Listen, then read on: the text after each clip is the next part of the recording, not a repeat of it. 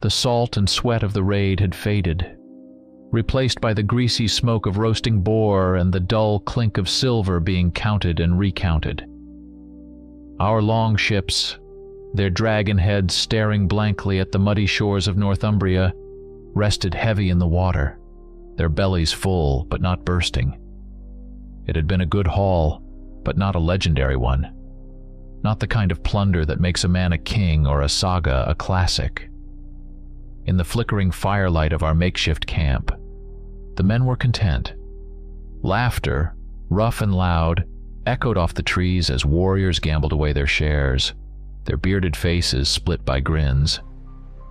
I sat apart, as I often did, on a fallen log, the weight of my axe comforting in my lap. I wasn't polishing it for show.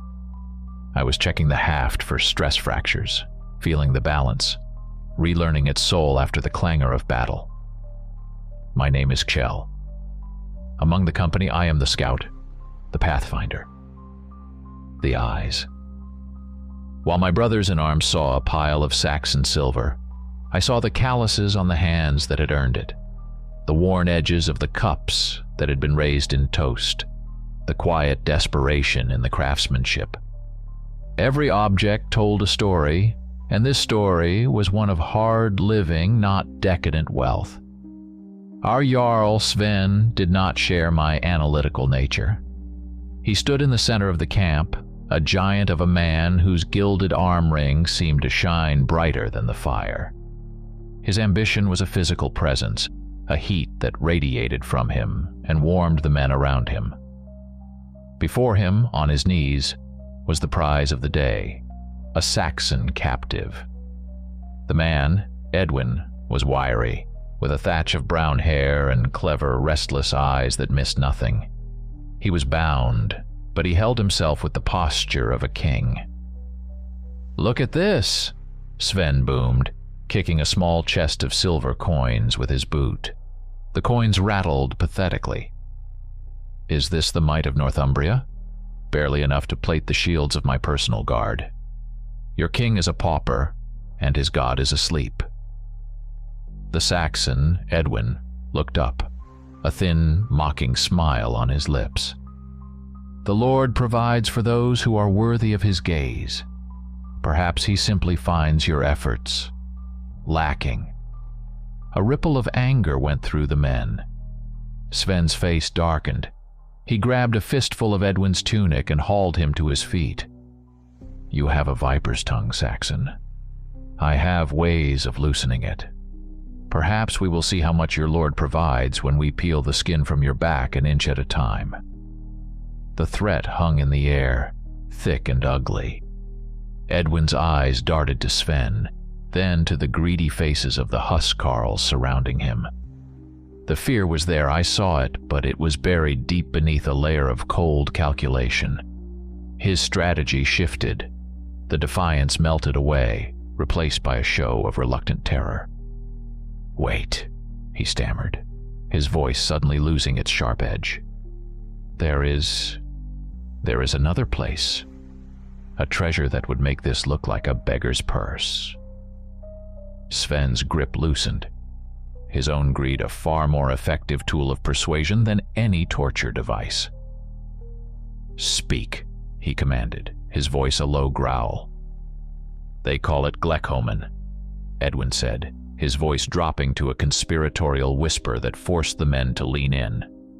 "It is not a kingdom, not a town. It is a hollow, deep in the forests, a settlement of outcasts, heretics who fled the cross and the crown centuries ago. They pay no tithe to any king, no tribute to any lord. They sit on a hoard, a dragon's hoard." He paused, letting the words sink in. "Gold taken from the Romans when they fled this land. Goblets, plates, idols of solid gold. They say it is a place cursed by God, but blessed by riches beyond counting." A murmur spread through the camp. The air crackled with avarice. I watched Edwin's face. His eyes were not those of a man betraying a sacred trust to save his skin. They were the eyes of a gambler placing a calculated bet, cold and steady. He was playing Sven like a fiddle. Ulf the Silent, Sven's oldest huskarl, a man whose face was a roadmap of 100 battles, spat into the fire. "Free gold is the cheese in a deadfall trap," he grumbled, his voice like stones grinding together. His loyalty to Sven was absolute, but his wisdom was his own. Sven ignored him. "Where is this place?" "I can show you," Edwin said, his performance of desperation now flawless. "I can draw you the path." He was given a piece of birch bark and a shard of charcoal. With trembling hands that I knew were steady just moments before, he sketched a crude map. A river, a series of hills, and then a great dark blotch of forest. "You must cross the Shadow Wood," he said, his finger tracing a line through the dark patch. "The forest, it does not welcome strangers. The people of Glamman have made it so." This was the masterstroke. A difficult path meant the treasure was real and poorly guarded by any conventional army. It was a challenge that Sven, in his arrogance, could not resist. He clapped his hands together, his eyes blazing. "This is the glory I sought," he roared. Not the scraps from a farmer king's table, but a legend whispered in the dark. A prize worthy of our axes. He turned to his warriors. "I will take 30 men, the strongest, the bravest, the thirstiest. We will march into this Shadow Wood, and we will return with Roman gold. Our names will be sung in the halls of our fathers for 100 years." A great cheer went up, drowning out the crackle of the fire and the quiet hum of the crickets. The allure of unearned, unguarded riches was a song no Viking could resist. I felt a cold knot tighten in my gut, but my oath was to my Jarl. I would be his eyes, even if he was blind. As the chosen 30 of us gathered our weapons and supplies, a sense of grim purpose settled over me. We were leaving the relative safety of the coast and plunging into the unknown on the word of a single manipulative captive. Sven ordered that Edwin be kept on a short leash, a guide at the front of our column. If he led us true, he would have his freedom. If he lied, his end would be slow and agonizing. As we prepared to march out at dawn, Edwin, now bound by a length of chain held by a burly warrior, caught my eye. A ghost of a smile touched his lips, an expression of such profound and chilling confidence that it froze the blood in my veins. "May the spirits of the wood grant you a worthy welcome," he murmured, his voice too low for anyone but me to hear.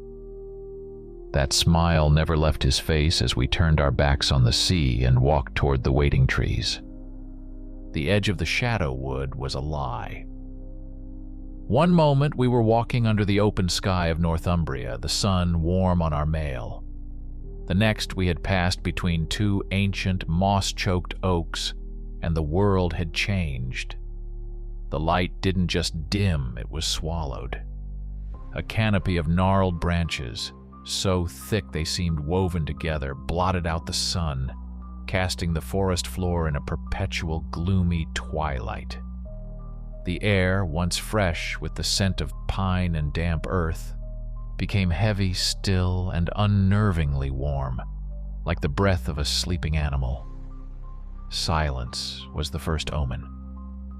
The cheerful chatter of our party, so boisterous just minutes before, dwindled to nervous whispers and then to nothing.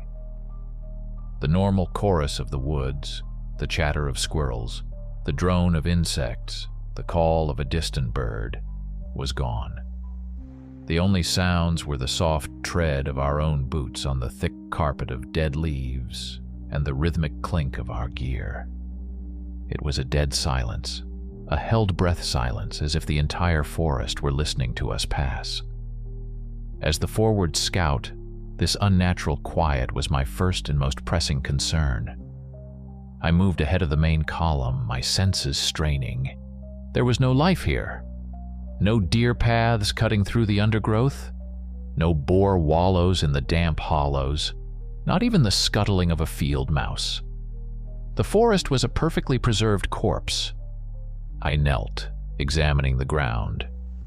The leaf litter was thick and undisturbed, years of it piled up. Nothing hunted here, nothing lived here. An hour into our march, I found the wolf. Its skeleton lay curled at the base of a great black-barked yew tree. It was pristine, the bones bleached white and perfectly articulated, as if assembled by a scholar. But something was horribly wrong. I ran a hand over the rib cage. Every single rib was broken, not shattered or chewed, but snapped cleanly in the middle. The femurs, the spine, the delicate bones of the jaw, all fractured with a bizarre, horrifying symmetry. This was not the work of a predator or a fall. This was deliberate. A message. I waited for the column to catch up. Sven and Ulf approached, Edwin trailing behind them on his chain, his face an unreadable mask. "What is it, Kjell?" Sven asked, impatient. "No game signs since we entered," I said, my voice low. "And this?" I gestured to the skeleton. "This wasn't killed, it was dismantled." Ulf grunted, nudging the wolf's skull with his boot. He saw the same unnatural pattern I did. "A foul sign." Sven scoffed, his gaze fixed on the path ahead, not the warning at his feet. "It's a dead wolf. The only foul sign I care about is a trail that runs cold. Keep moving." We pushed deeper. The feeling of being watched intensified. It started as a prickle on the back of the neck, the kind you get when you're being stalked.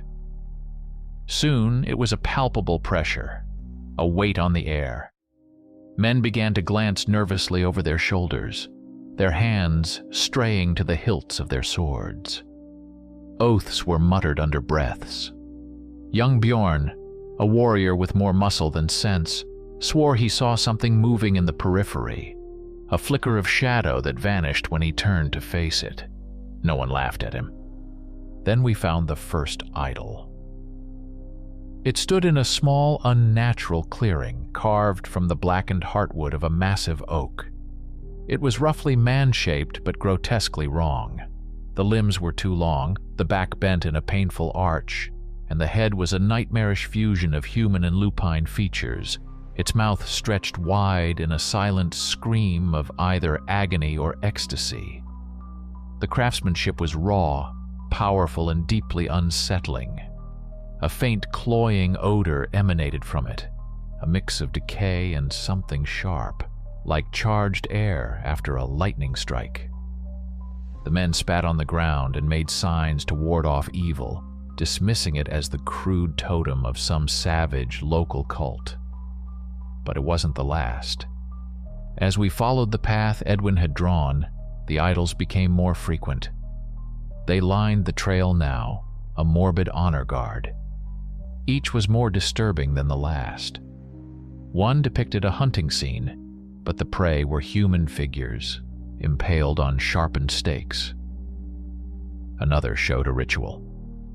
Figures cloaked in wolf pelts stood in a circle, their heads thrown back as they devoured something raw and red. Their carved faces were contorted in rapturous glee. The path was clear, just as the Saxon had promised, but it was leading us down the throat of a nightmare. My unease had solidified into a cold certainty. I fell back and approached the Jarl again. "Sven," I said, keeping my voice even, "the forest is dead. These idols mark a path to a slaughterhouse, not a treasury. The air is wrong. My gut screams at me to turn back. We are being led into a trap." Sven stopped, his face flushing with anger. He jabbed a finger at my chest. "Your gut is filled with fear, not wisdom, Kjell. Do you think a treasure like this would be unguarded? This is exactly what the Saxon described. Tricks, scarecrows to frighten off weak-willed fools. Are you a fool?" He turned to the other men, his voice booming. "Are any of you fools? Or are you Vikings who will not be scared away from your glory by carved wood and bad smells?" A few men managed a weak cheer. their bravado paper-thin. They were more afraid of their Jarl than they were of the woods. For now. We made camp as the perpetual twilight deepened into a thick, starless dark. No one suggested splitting up for watch duty. We huddled together around a large, crackling fire, the circle of its light a pitifully small island in an ocean of oppressive blackness.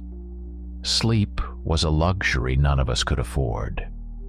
Every gust of wind through the branches sounded like a whispering voice, speaking in a language we almost understood. I took the first watch with Bjorn. An hour passed in tense silence. Then he stiffened, his knuckles white on the shaft of his spear.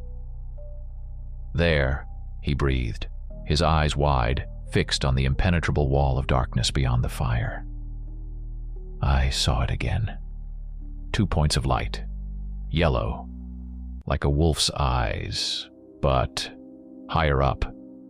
Too high for a wolf. I raised my torch, thrusting it into the darkness. The light revealed nothing but the endless gnarled trunks of trees and the shadows they cast. But as I lowered it, I caught a faint scent on the air. The same scent from the idol. Rot and lightning. And I knew, with a certainty that chilled me to the bone, that the eyes Bjorn had seen were real, and they were still out there watching us. The gray, lightless dawn did little to dispel the oppressive atmosphere of the Shadow Wood. It merely traded the absolute blackness of night for a shadowy gloom that played tricks on the eye. I rose before the others, my body stiff from a sleepless watch, and began my sweep of the camp's perimeter. The ground was a soft, thick carpet of decaying leaves, a perfect canvas for tracks. And I found them. They were just beyond the reach of the firelight, a series of impressions leading out of the dense woods, circling our camp, and then retreating. My stomach clenched. They were not the paw prints of a wolf, nor the boot prints of a man. Each track was immense, nearly twice the size of my own hand. It showed 5 long, slender digits like skeletal fingers that ended in deep, gouged furrows where claws had dug into the earth. They were tracks of something that walked with a man's gait, but possessed the weapons of a beast. I followed the trail for 20 feet before it vanished into the thick undergrowth as if the creature that made it had simply dissolved into the shadows. I said nothing to the others. What was the point? Sven's mind was set, and spreading more fear among the men would only hasten our demise. We broke camp in sullen silence and pressed on. Edwin, the Saxon, walked with an unnerving calm, his eyes occasionally flicking towards the deep woods, as if expecting an acquaintance. He was no longer just a guide. He was a lure, and we were the fish, swimming stupidly towards the hook. Around midday, the trees began to thin, and we emerged from the suffocating canopy onto a wide, circular clearing. In the center stood a structure so monstrous and alien that it stopped our entire party in its tracks. It was an arch, at least 20 feet high and just as wide, but it was built of no materials I had ever seen used in concert. The foundation was made of massive, crudely hewn blocks of black basalt, slick with a perpetual dampness. From these stones rose the arch itself, formed from colossal, curving bones that had been bleached white by time and weather. They were too large to be from any whale or beast I knew. They looked like the ribcage of a fallen god. The entire surface of bone and stone was covered in carved runes. Not the straight, hard lines of our Futhark or the flowing script of the Saxons, but spiraling predatory glyphs that seemed to writhe and twist before my eyes. Sven let out a triumphant laugh. "The gate, just as he said, this is the entrance to their valley. We are here." His voice, usually so full of command, sounded thin and brittle in the dead air of the clearing. He strode forward, gesturing for us to follow. We passed beneath the shadow of the great arch. and as I crossed the threshold, a wave of vertigo washed over me. A bitter cold, utterly at odds with the humid air of the forest, pierced me to the bone. A low hum vibrated in my ears, a sound that felt like it was coming from inside my own skull. The world seemed to shimmer for a second, and then it settled. We were through. The air on this side smelled different. The scent of rot and decay was gone, replaced by the sharp metallic tang of copper, the smell of freshly turned earth, and an underlying musky animal scent that was both rank and vital. We had stepped out of a dead place and into a living one, but it was a life I did not recognize. The forest here was even more grotesque than the one we had left behind.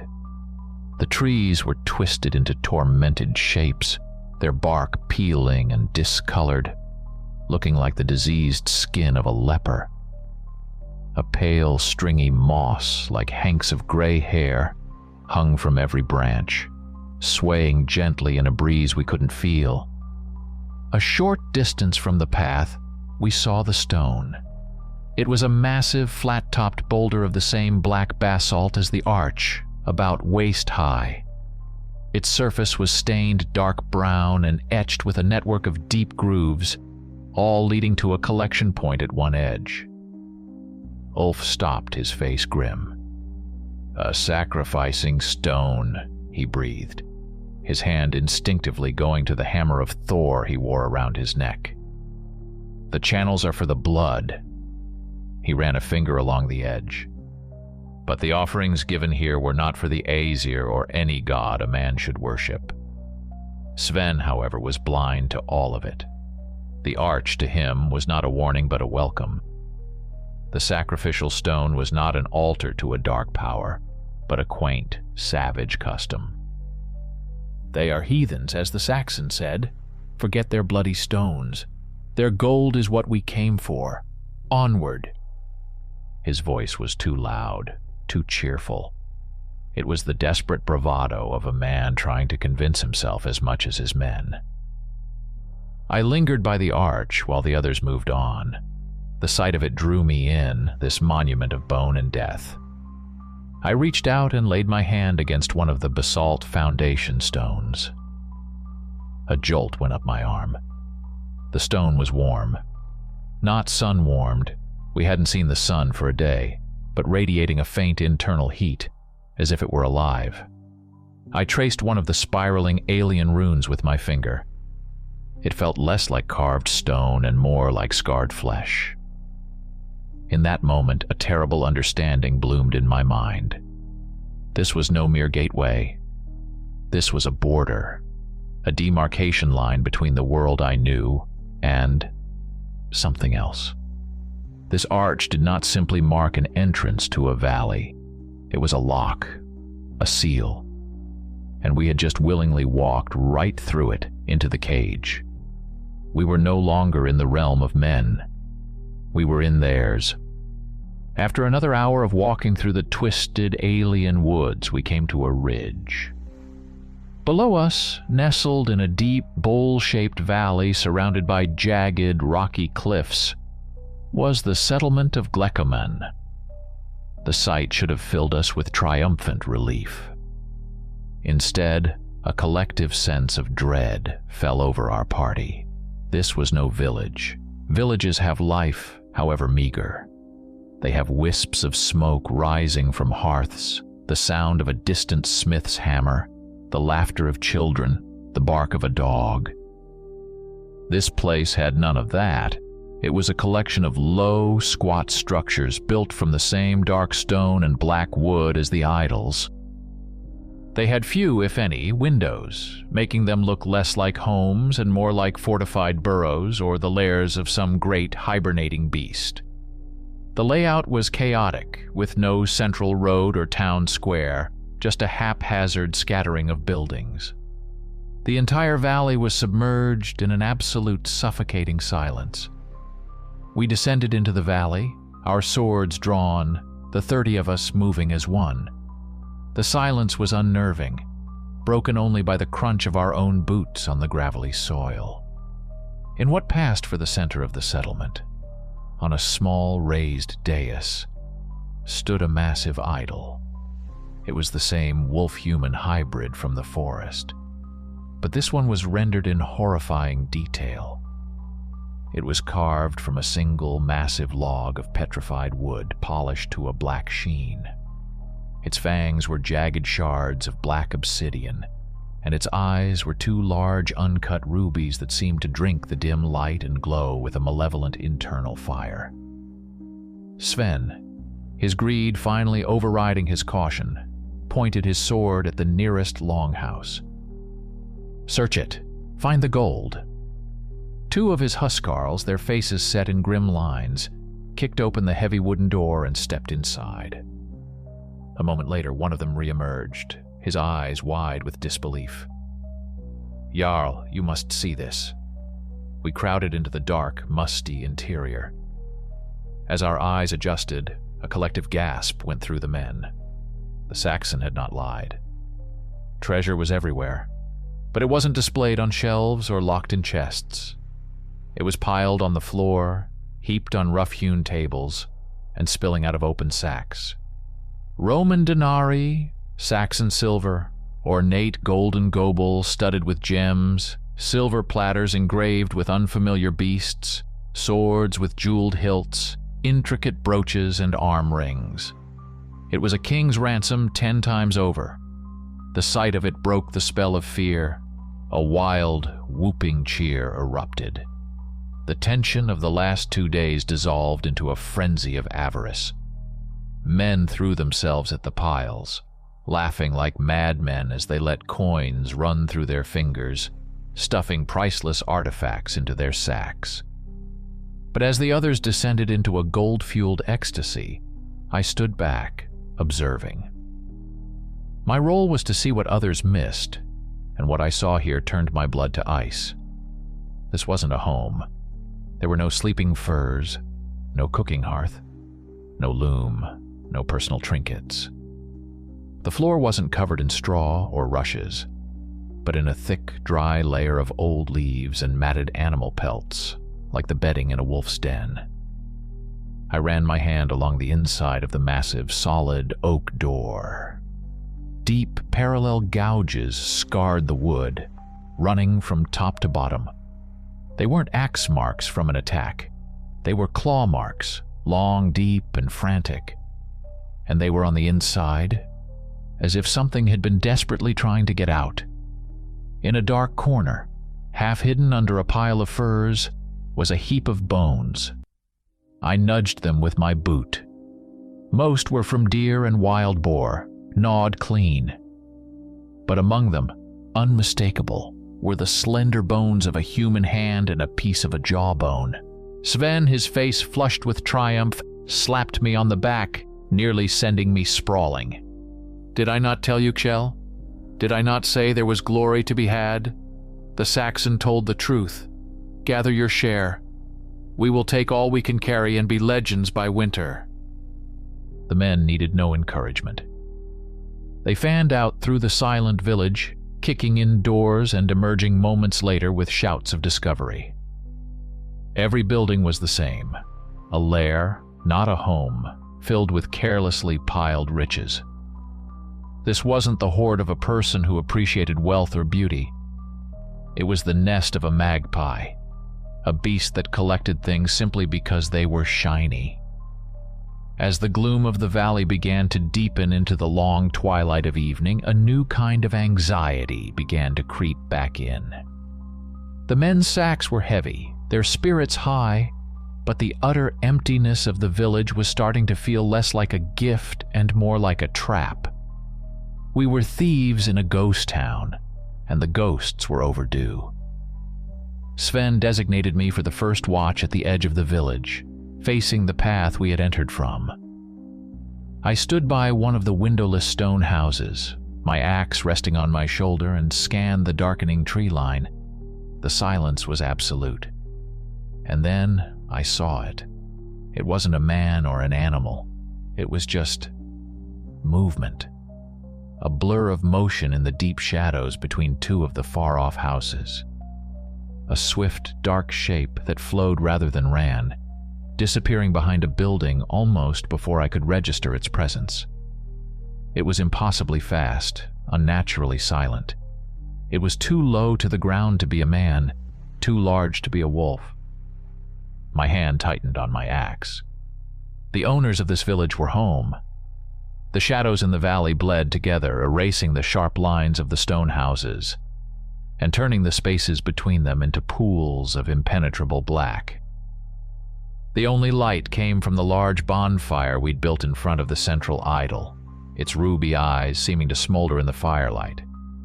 The men were gathered close, their earlier elation now replaced by a wary tension. The gold in their sacks felt heavier now, colder. "Where in Odin's name are the people?"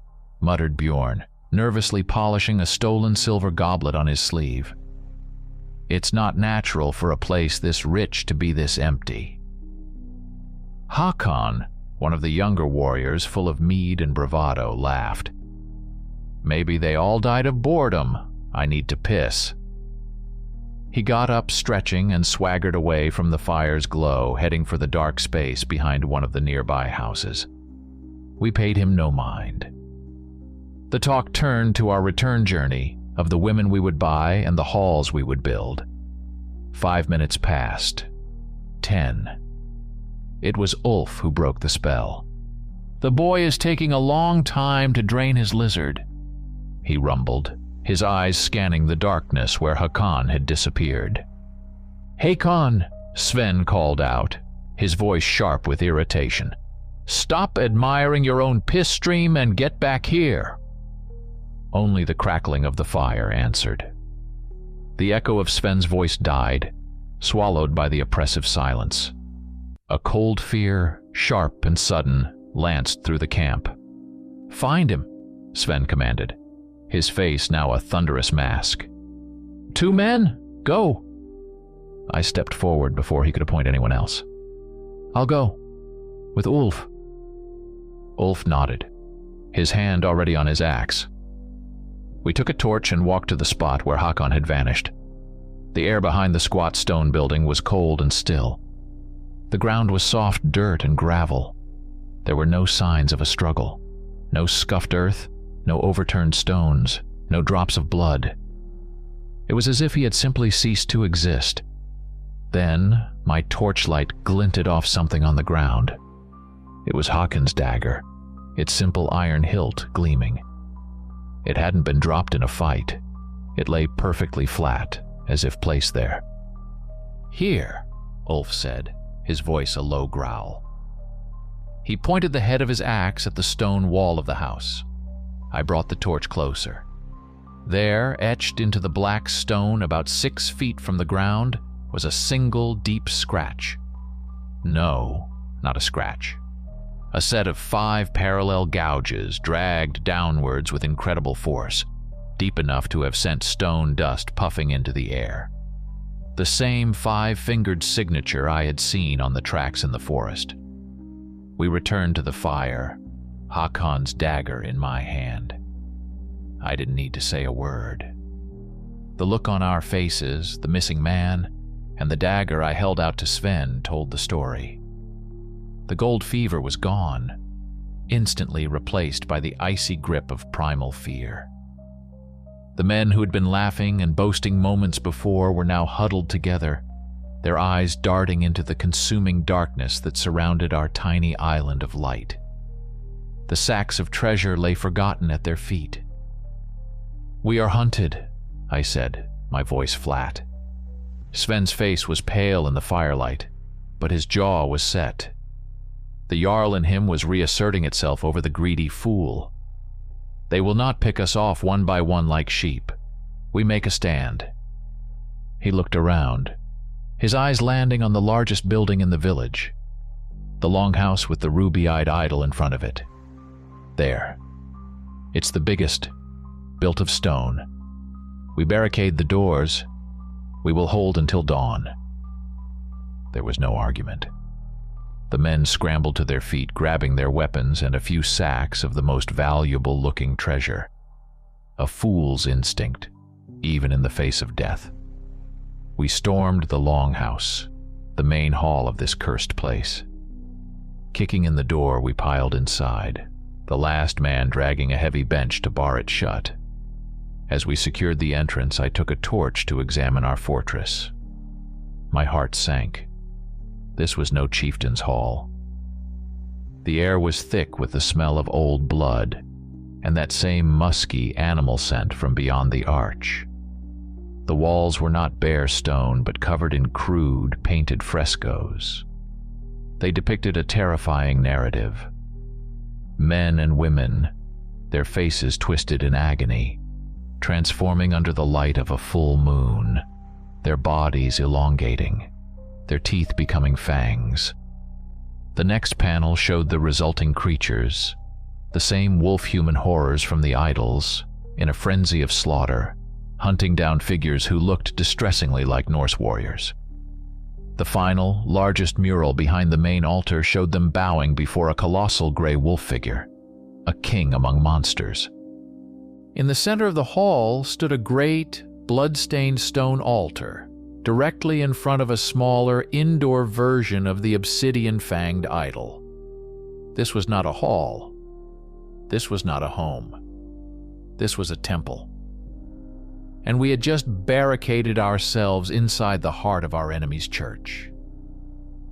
While the men were wedging a heavy table against the main doors, a scream tore through the hall.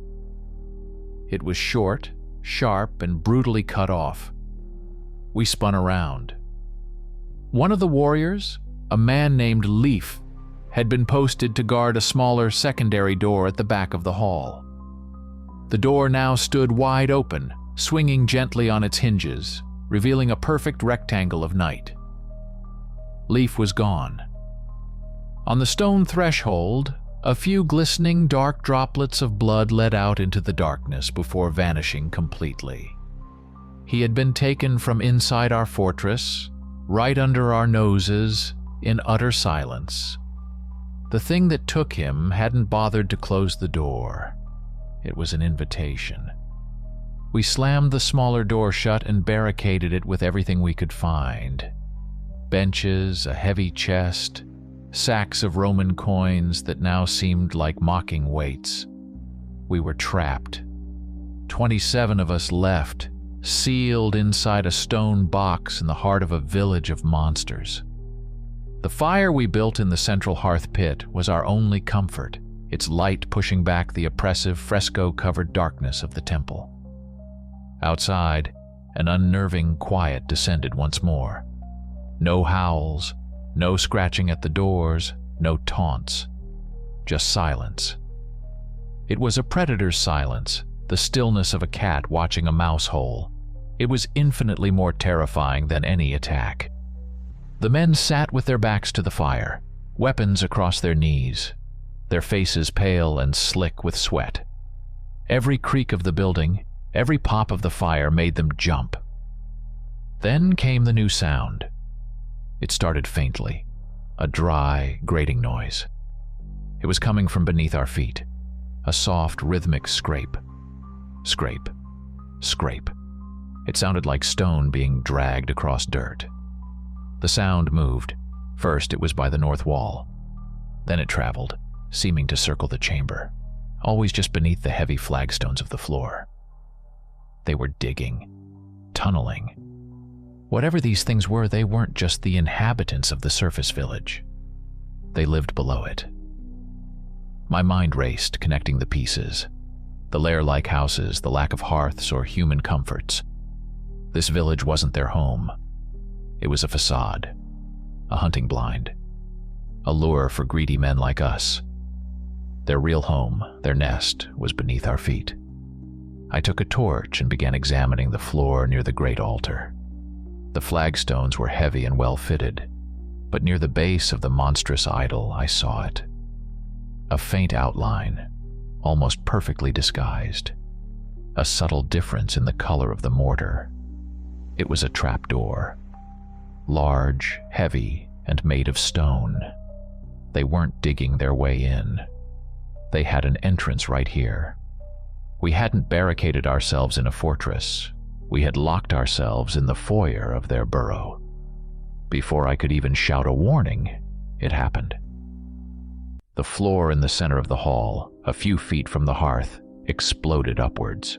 Stone, dirt, and splintered wood erupted into the air as the flagstones gave way.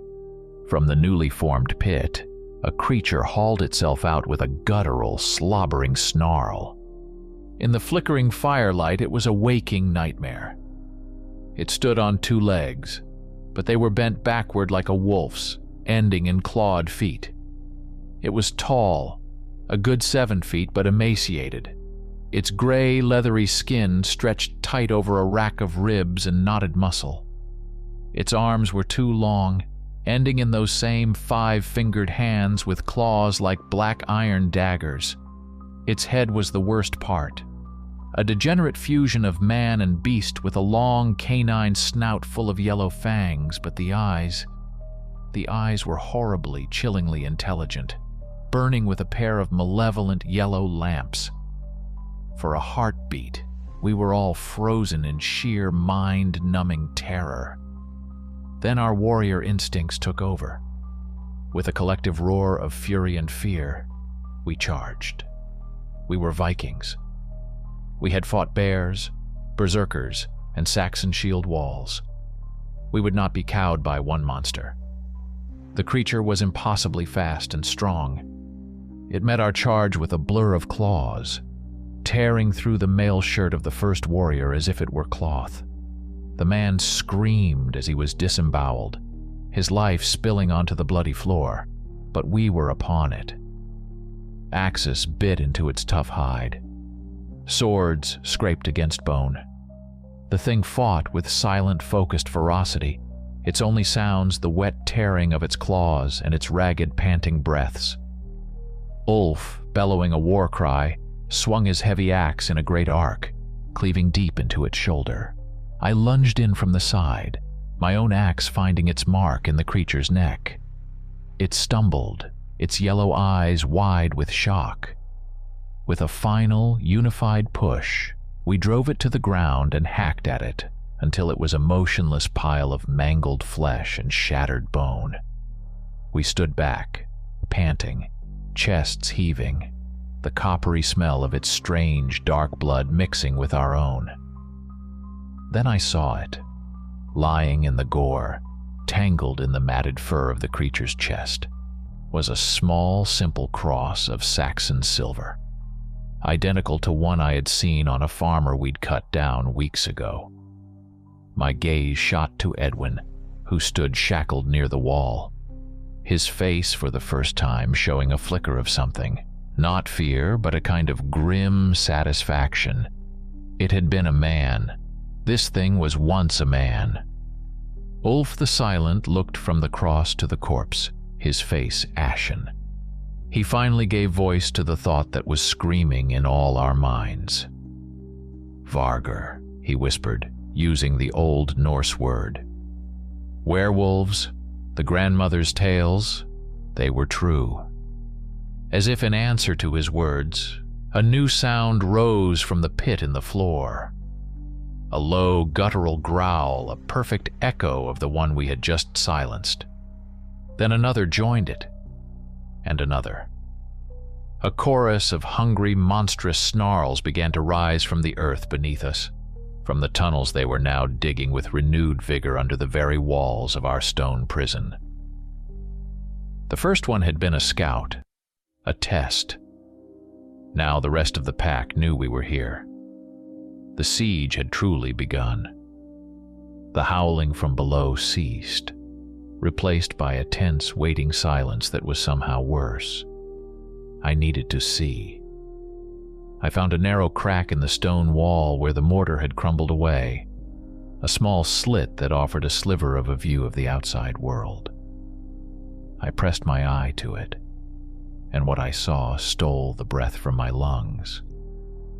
The sky above the valley was no longer the starless, impenetrable black of a rural night. A full moon had risen, and it was enormous, seeming to hang just over the cliff tops. But it was not the familiar silver-white orb of our sagas. It was the color of a fresh wound, a deep, arterial red that bathed the entire valley in a ghastly, sanguine light.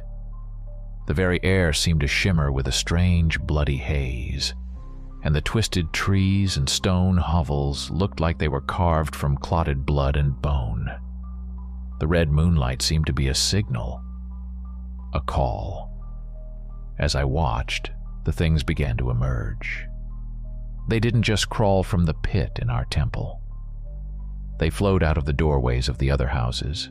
They slithered up from unseen tunnels in the ground. They dropped from the gnarled trees at the forest's edge. Silhouetted against the blood moon, their forms were a gallery of horrors, some loping on all fours, others walking upright with that same lurching, unnatural gait. There were dozens of them, far, far too many. They didn't launch an immediate, frenzied assault. They were intelligent. They began to play with us. A chorus of howls rose, a terrifying symphony of predatory hunger. Claws scraped against the outer stone walls, a sound like a giant sharpening its nails. Now and then, one of them would hurl itself against the main door, making the heavy wood boom and the barricade groan. They were testing our defenses, savoring our fear. A series of high-pitched, chittering sounds echoed through the valley, a noise that sounded disturbingly like laughter. Then a new sound joined the cacophony, a heavy, rhythmic thumping from above. They were on the roof. The temple's roof was made of thick turf laid over heavy wooden planks. We heard the sound of claws tearing at the sod and then the splintering of wood. Dirt and splinters rained down on us. A hole appeared, then another. A werewolf dropped through the largest hole, landing in a crouch amidst us. Before we could even react, another followed. The battle was no longer a defense. It was a desperate, chaotic melee in the constricted, fire-lit space of the temple. We formed a circle, backs to the fire, a dwindling ring of steel and fury against a tide of claws and teeth. Men screamed and died, torn apart by the creature's overwhelming strength. For everyone we managed to cut down with a lucky blow to the head or neck, two more seemed to tear their way through the roof. In the midst of the carnage, I saw Sven. The Jarl was gone. The greedy, arrogant leader had been burned away, leaving only a core of pure, primal rage. His eyes were wide and bloodshot, a foam of spittle on his lips. He was no longer a commander. He was a berserker, lost to the red rage.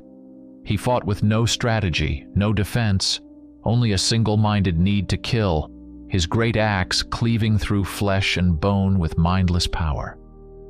He was a whirlwind of death, but he was already a dead man. I knew we could not win. To stay here was to be butchered.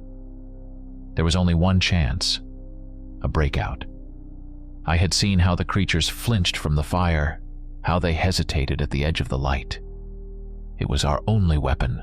"Fire!" I roared over the din of battle. "We burn the temple." We used the flames to break through. My words barely registered with most of the men, lost as they were in their own life or death struggles. But Ulf heard me. The old warrior, his shield splintered, and his face a mask of blood, nodded grimly. As I fought my way toward the dry wooden beams of the idol's platform, intending to set it alight with a torch, a werewolf broke through our line. It was a massive, dark-furred beast, and it lunged directly at me, its jaws agape. I raised my axe to block, but I knew I would be too slow. Suddenly, a heavy body slammed into me, knocking me aside. It was Ulf. The old Huskarl had thrown himself in front of me, taking the full force of the creature's attack. Its fangs closed on his throat, and he went down with a choked gasp. The beast began to savage him, but as he died, his eyes, clear and knowing, found mine.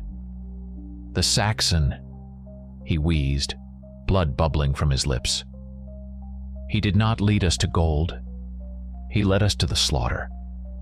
His final breath was a sigh of understanding.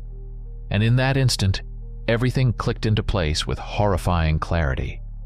Edwin's calculated betrayal, the idols marking the path, the sacrificial altar, the village built as a lure.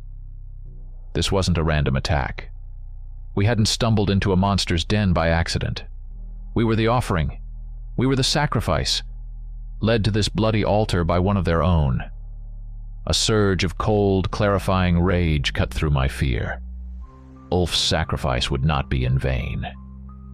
I grabbed a torch from its sconce, its flame a wild, desperate thing in the chaos. "Burn it!" I screamed to the few warriors still standing. "Burn it all!" The idea caught like wildfire. The remaining 5 of us, a ragged, blood-soaked remnant of Sven's proud company, turned from defense to destruction. We thrust our torches into the dry animal pelts on the floor, into the ancient, brittle tapestries, into the very heart of the wooden idol at the temple's center. The old, dry materials ignited with a hungry roar. Black, acrid smoke filled the hall instantly, and flames licked up the walls, consuming the horrific frescoes. The werewolves recoiled, their unnatural intelligence warring with a primal, instinctual fear of the fire. The heat was immense, the smoke blinding. "Now!" I bellowed, my voice raw. "To the main door!" We charged, a wedge of desperate men. Using a heavy stone bench as a battering ram, we smashed our barricade aside and burst through the main doors out into the blood-red night. For a glorious second, we were free. The creatures in the village square, momentarily blinded and confused by the sudden eruption of the burning temple, fell back, snarling and whining. "Run!" I yelled, pointing toward the dark line of the forest where the arch lay. "Run for the arch!" It was a mad sprint for survival. We ran through the village, the path lit by the hellish orange glow of our funeral pyre. The demonic ruby eyes of the great outdoor idol seemed to watch us go, burning with cold fire. The werewolves recovered quickly. Their howls of rage and hunger rose behind us as they gave chase, their long-limbed, loping strides eating up the ground between us. I risked a glance over my shoulder. Sven was with us, but he wasn't running for his life. His berserker rage was still upon him. He was laughing, a wild, unhinged sound. As the main pack closed in, he suddenly stopped. He turned to face the tide of monsters, a lone, doomed figure against a backdrop of fire and death. "Come, you bastards!" he roared, his voice cracking with madness. "Come taste the axe of Sven the Cruel-Hearted." He didn't wait for them. He charged back into the pack, his great axe a spinning circle of death. He was magnificent and terrible, a true Viking meeting his end not in retreat, but in a final, futile blaze of glory. He took 3 of them down with him before the pack swarmed over him, and he disappeared under a wave of tearing claws and snapping teeth. His sacrifice bought us precious seconds. The 4 of us left didn't waste them. We plunged into the twisted woods of the valley, the path to the arch a faint, dark ribbon ahead. The sounds of the pack, having finished with our Jarl, resumed behind us, closer now. We ran blindly, stumbling over roots, branches whipping at our faces. One of our number, a man named Eric, tripped and went down with a cry. We didn't have time to help him. A dark shape pounced on him from the side, and his scream was cut brutally short. 3 left. We could see it now, a pale, ghostly shape against the darker woods, the arch of bone and stone. Salvation. but our hope turned to ash. As we burst into the clearing, several dark forms detached themselves from the shadows beneath the arch, blocking our path. They had outflanked us, anticipated our escape route. There was no time for tactics. It was a final, desperate clash. Another warrior fell, his throat ripped out before he could even raise his shield. It was just me and one other, a young warrior named Finn, his arm bleeding heavily from a deep gash. We fought side by side, a desperate stumbling dance of death. I parried a clawed strike and drove my axe into a werewolf's skull. Finn screamed as another sank its teeth into his leg, but with his last ounce of strength, he thrust his sword through its chest. We were through them. Staggering, bleeding, we scrambled the last few feet and passed under the great bone-white arch. The moment our boots touched the ground on the other side, the world shifted. The oppressive musky air vanished, replaced by the clean, damp scent of the normal forest. The disorienting hum in my skull ceased. We stumbled another dozen feet before collapsing, turning to look back. The effect was instantaneous and absolute. The werewolves that had been hot on our heels, their fangs bared for the kill, slid to a halt right at the threshold of the arch, as if they had run into an invisible wall of solid glass. They snarled and clawed at the air, their yellow eyes burning with frustrated, impotent rage. They could not cross. The arch was a barrier, a cage door, and they were locked on the inside.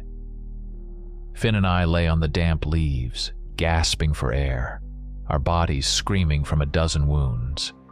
We had made it. We were alive. We watched as the pack of werewolves paced and seethed at the invisible line drawn by the arch. Their snarling was a sound of pure hatred, but they made no further attempt to cross. They knew the boundary.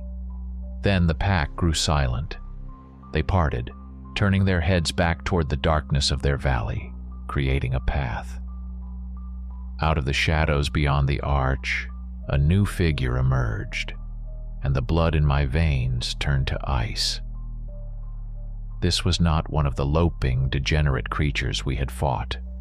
This was their king. He was immense, standing fully upright on two powerful legs, towering a head and a half above the others. Where their fur was mangy and dark, his was a thick, clean pelt of silver gray, like moonlight on frost. His form was a perfect, terrible synthesis of man and wolf, possessing the bipedal grace of a human warrior and the raw, predatory power of an ancient alpha. There was no madness in his eyes. They were a pale, luminous gold, burning with a cold, ancient, and terrifying intelligence. Around his thick neck hung a gruesome trophy, a necklace woven from sinew and adorned with the small, yellowed skulls of men. He strode to the edge of the barrier and stopped, folding his massive clawed arms across his broad chest. He did not snarl or howl. He simply looked at me, the last one standing who could meet his gaze. And in that look, I felt not the hunger of a beast, but the utter contempt of a god for an insect. He slowly, deliberately, raised one hand, a hand with 5 long, black claws, and pointed first at the column of smoke rising from his burning village, then directly at me. The gesture was unmistakable, a silent question that needed no words. "Is this pathetic inferno the best your kind can do?" And then his voice entered my mind. It was not a sound, not words carried on the air. It was a flood, a psychic torrent of images and feelings that bypassed my ears and slammed directly into my soul. I saw rituals older than the Norse gods, performed under blood-red moons when the world was younger and darker. I saw the arch being raised not by men, but by things that slipped between the shadows of worlds. I felt their pact, a promise of blood and slaughter to appease some vast, slumbering entity in exchange for this small piece of the world to call their own. He was not just their king, he was their high priest, the warden of their unholy ground. The gold was not treasure, it was bait. The village was not a home, it was a larder. And we were not warriors, we were cattle, brought willingly to the abattoir. The sheer weight of this alien consciousness was a physical blow. Beside me, Finn, the young warrior, began to gibber, his eyes rolling back in his head. No, no more. Make it stop, he whimpered. He let out a final shuddering cry and then went limp, his body succumbing to blood loss, or perhaps to a heart that had simply burst from pure, undiluted terror. Now it was just me. Alone. The last survivor. The Wolf King looked at my dead companion, then back at me. His lipless mouth drew back in what could have been a smile, revealing a row of gleaming fangs. He gave a slow, deliberate nod. It was not a gesture of respect. It was a dismissal. He was letting me go. He didn't need to chase me. He didn't need to kill me. He knew the wound he had carved into my mind was 1,000 times more permanent than any claw mark. He was releasing a messenger, a carrier of a plague of fear. He wanted the world to know what lay sleeping in the Shadowwood, but he wanted them to know it through the ravings of a madman, so that no one would ever truly believe. Understanding his silent, cruel judgment, I found the strength to get to my feet. I turned my back on the arch, on the silent, golden-eyed monarch and his pack of monsters. I did not look back.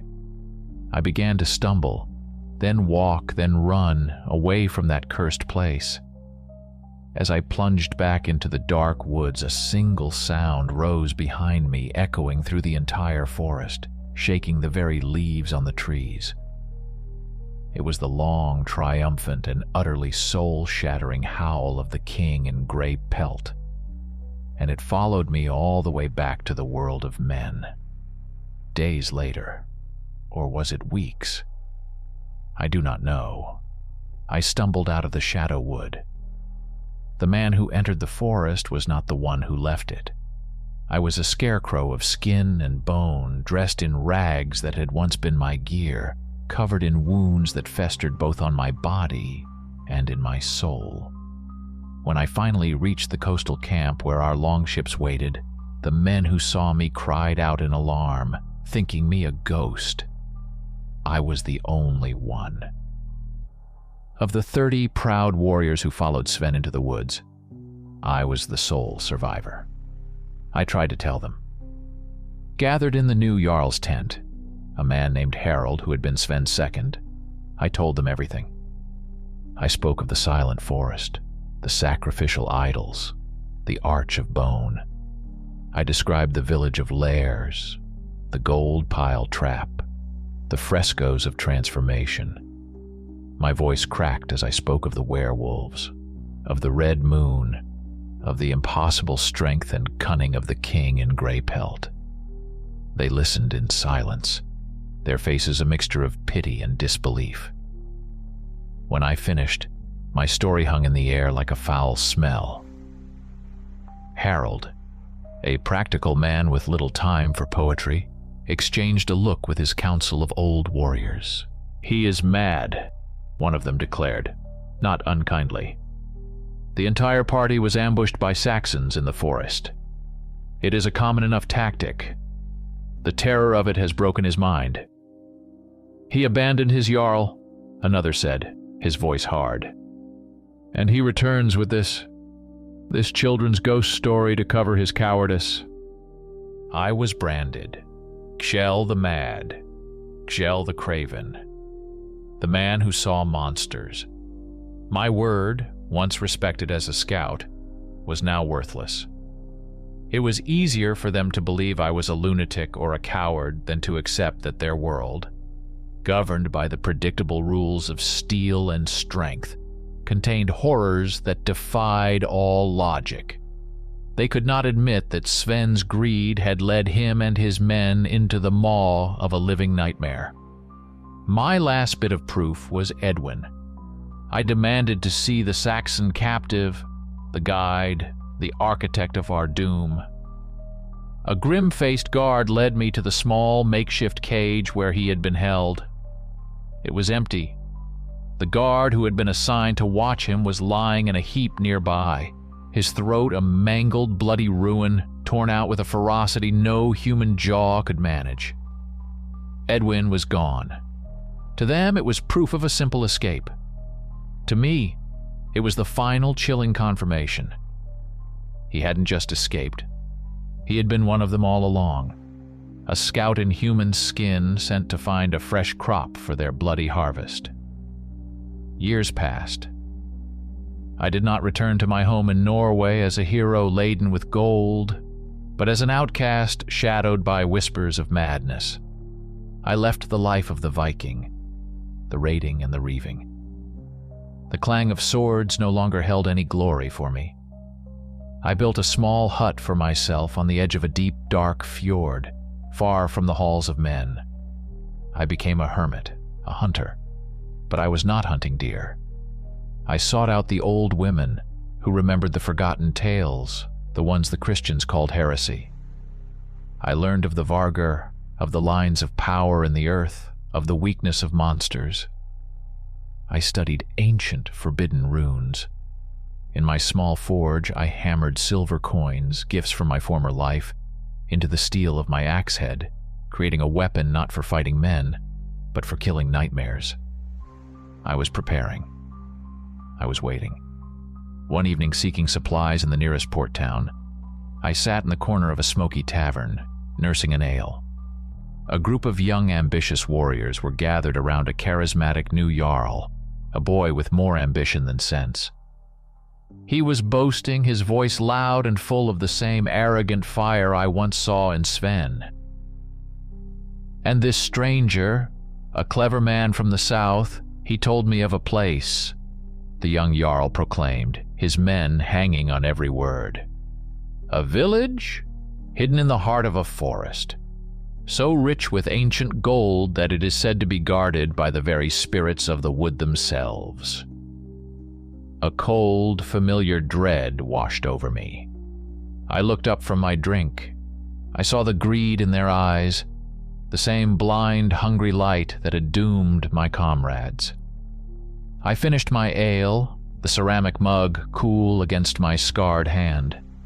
I stood up and walked out of the tavern, leaving the sounds of their foolish laughter behind. I stood under the cold, clear stars and looked at the immense black forest that climbed the mountainsides around the fjord. It was a different forest, a different land, but the darkness within it was the same. In the dead quiet of my mind, I could still hear it. The echo of a triumphant, possessive howl. The sound of a king in his domain. I gripped the haft of my axe, the silver inlays cool and solid beneath my palm. The hunt was not over. For me, it was just beginning.